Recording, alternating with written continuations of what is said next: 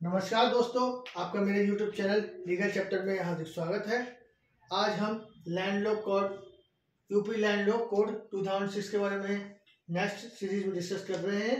हमारा जो next topic है revenue board power and functions है।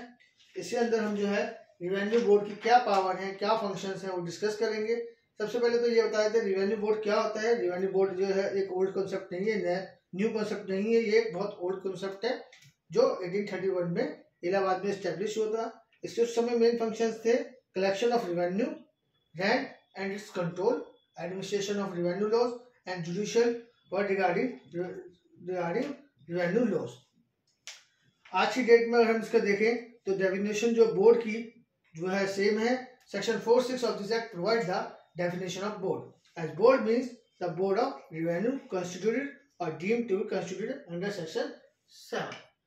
तो ये कॉन्स्टिट्यूशन कैसे होता है, बोर्ड ऑफ रिवेन्यू क्या है, कॉन्स्टिट्यूशन में क्या होता है, इसके अंदर चेयरमैन होता है और एक अदर्स मेंबर होता है। अदर मेंबर जो होते हैं वो अपॉइंट किए जाते हैं स्टेट गवर्नमेंट के द्वारा। तो हम कहते हैं सेक्शन 7 के बारे में। Section 7 provide that there should be a board of revenue for Uttar Pradesh. Board of revenue shall consist of the chairman and such other members as the state government may from time to time appoint. तो ये हो गया constitution. Provided that the board as constituted and functioned immediately before commencement of this code shall be deemed to be the board constituted under this section। इन्होंने कहा है कि जो भी इस बोर्ड के बनने से पहले, इस कॉन्स्टिट्यूशन लॉ के बनने से पहले जो भी बोर्ड था वो डीम टू बी बोर्ड माना जाएगा जैसा कि पहले था। 3 बताता है इस provide there shall be appointed 2 type of members. There was the administrative members, other is judicial members. Administration members shall be appointed to those person who is not below the rank of commissioner, and judicial member is those members who hold the office of rank not less than the below the rank of collector। ये आप देखेंगे section 7 के बारे में देखेंगे तो section 7 यहाँ पे हमारा कवर हो जाता है कि एडमिनिस्ट्रेटिव मेंबर होते हैं, जुडिशियल मेंबर होते हैं, इनका जो है कमिश्नर से कम से रैंक वाले नहीं होते और ये कलेक्टर से कम की रैंक वाले नहीं होते। अब जो है हम जो है नेक्स्ट पढ़ रहे हैं कलेक्टर क्या होता है। कलेक्टर की बात करें तो collector means an officer appointed as such by the state government under section 12(1) and shall include additional collector. Additional collector भी अपॉइंट होगा appointed by state government under sub section 2 of the section 12। Section 12(1) में कहते हैं collector, 12(2) में additional collector. And collector includes an assistant collector of the first class empowered by the state government by notification। क्या कहते हैं फिर section 4 में कहते state government may at time of making the appointment or at any time subsequent thereto designate any member as a judicial member of the board and such member shall be allotted only judicial business। जो judicial members होंगे उनको judicial business दिया जाएगा। Section 8 की बात करते हैं तो सेक्शन 8 हमारा क्या कहते हैं जुरिडिक्शन ऑफ बोर्ड। बोर्ड का क्या जुरिडिक्शन है। Section 8 of the act deals with the power of the board. Jurisdiction means power क्या है, power of the board. As first chief controlling authority. Chief controlling authority होगी सबसे बड़ी authority. The board shall be the chief controlling authority. सबसे पहला power क्या होगा, इसलिए जो फंक्शन है ये एक चीफ कंट्रोलिंग अथॉरिटी है। किसमें, in all matters relating to disposal of cases, appeals and revision subject to superintendence direction and control of state government.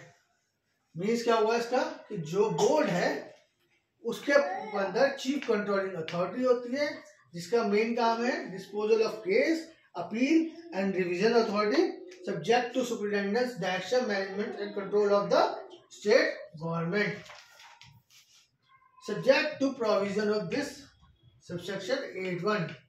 अब हमारा सेक्शन जो किया जाता है the board shall exercise and perform such powers, functions and duties confirmed upon it by or under the code or any other law for the time being force।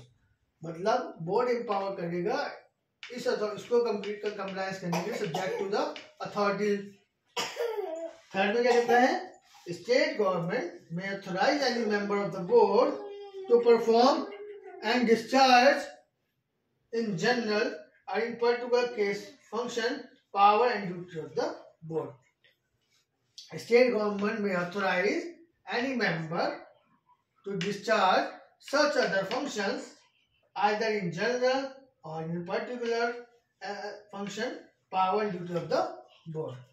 अब जो है section 8 हमारा कंप्लीट होता है तो हम जाते हैं सेक्शन 9 में, power of board to distribute business. क्या बिजनेस डिस्ट्रीब्यूट करेगी, किसको करेगी, जो इसके पास पावर है।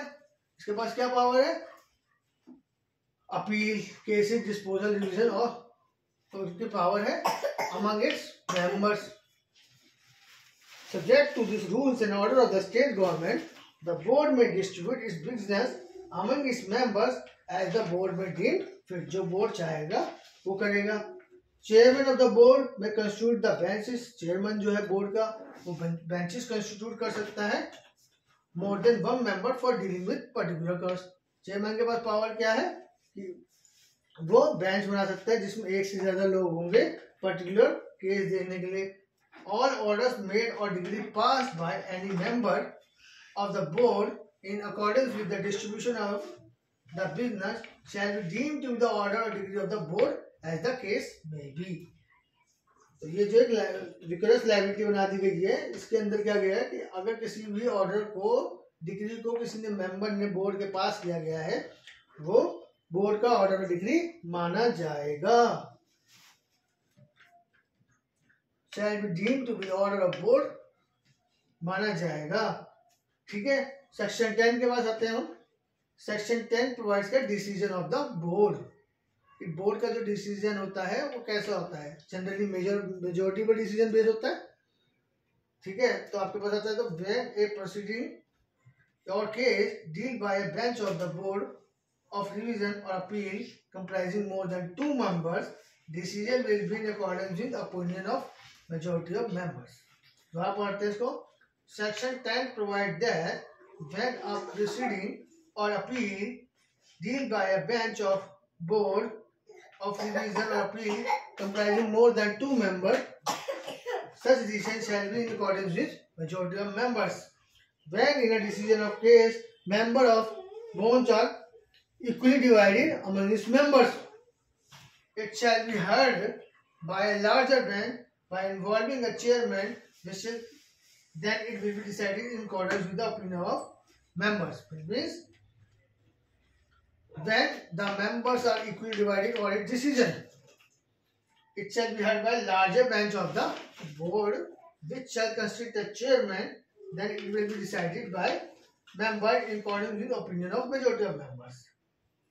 अब इसके बाद हम लास्ट पढ़ रहे हैं। All the decision given by member either singly, division bench और larger bench shall be deemed to the decision of the board. अब ये जो रेवेन्यू बोर्ड के बारे में हमने पूरा डिस्कस किया है, इसको एक बार हम जरा से रिवाइज कर लेते हैं। चैप्टर खत्म हो जाएगा कि रेवेन्यू बोर्ड में सेक्शन 7 है। सेक्शन 7 क्या कहता है, उसके अंदर कॉन्स्टिट्यूशन होता था चेयरमैन का और उसके अदर मेंबर्स का। अदर मेंबर में एडमिनिस्ट्रेटिव है, जुडिशियल मेंबर्स है। Administrative member not below the rank of commissioner, judicial member not below the rank of collector. Collector के अंदर एडिशनल कलेक्टर, असिस्टेंट कलेक्टर तो appointed by state government. Judicial of the board बताया है जिसमें chief controlling authority होती है जो dispose करती है केस को, अपील को, रिवीजन को, यूज अपनी ड्यूटी एंड फंक्शंस को। स्टेट गवर्नमेंट में appoint authorise any member to discharge this function.